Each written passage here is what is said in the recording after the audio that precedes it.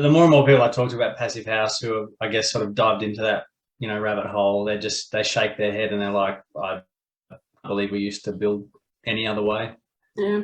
And I think it's still a shame. There are still quite a few people out there that are opposed to passive housing. They say, it's not working and it's overrated and you can't ventilate your home. A few people are quite against it, which is pretty interesting, especially that some people are going so strongly against it. But I think, I sometimes wonder if they're threatened by the science behind it, or I think you'll probably see, you're seeing little bits in the code now. I think once it starts to become legislated, particularly air tightness and condensation management, people are going to realise that a passive house and how it's put together doesn't have any of those issues, condensation, mold, or anything like that. It's a healthy environment.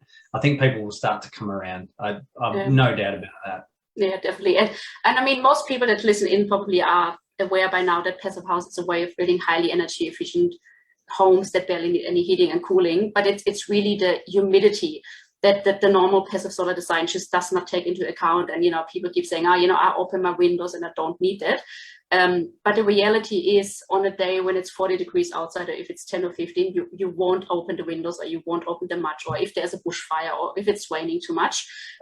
But you still have the humidity. The humidity doesn't stop just because, you don't want to open the windows. Yeah, the great thing about passive house is that HRV runs 24/7 and you don't have to think about it. It just does. It ventilates your house.